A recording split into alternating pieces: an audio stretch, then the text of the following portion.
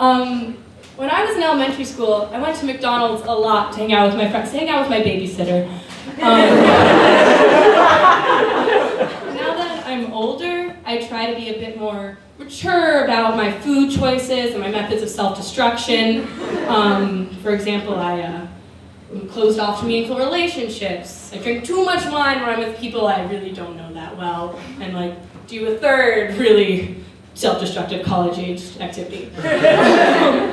Anyway, on the cups they had these little customer feedback blurbs that asked, "How am I doing?" with a number where you could call McDonald's and let it know how it was doing. And 7-year-old me was really confused by this because that wasn't a question I had learned to ask. You ask, "How are you doing?" Not, "How am I doing?" Is McDonald's not sure how it felt? Were the Happy Meals not actually happy? Were they sad? Were they hungry?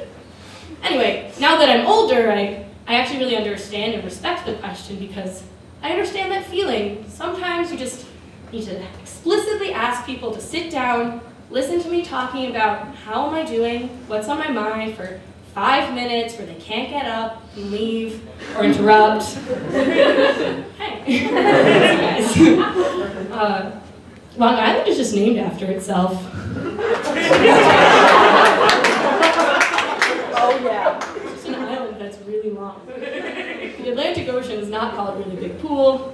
Outer space is not called, no, space is named after what it is. I think it's actually really cute. That's a very human quirk where we name things cutesy, childish names. But I'm really fascinated with those universal human traits.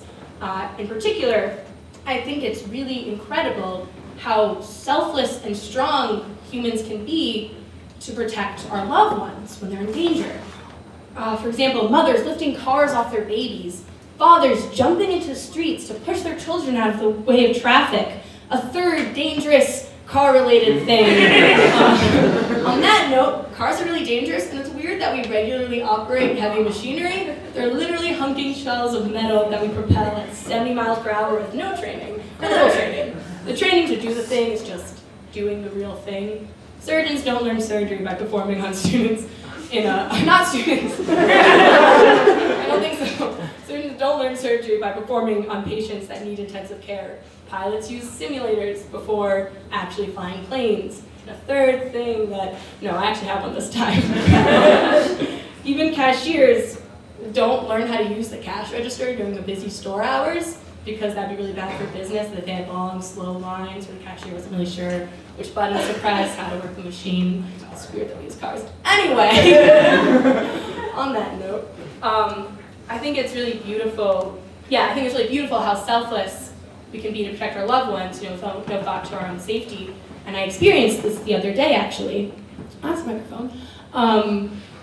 I poured myself a bowl of hot, full to the brim of hot tomato soup with melted cheese stirred in. I'm super excited. And I was walking to the table, and doing so, shook a little bit and spilled the boiling soup all over my hand, and it hurt like hell. And my first thought was, save the soup. Do not spill any more soup. My body was screaming to let go so I could wash off the boiling liquid.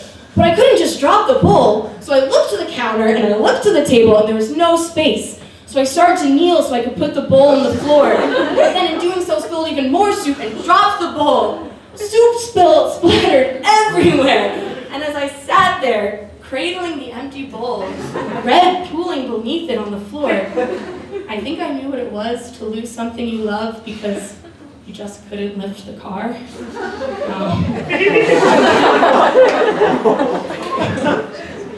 On that note, I think the expression clean enough to eat off of is really dumb because it doesn't tell you how clean something is, it tells you how low my standards are. That's it.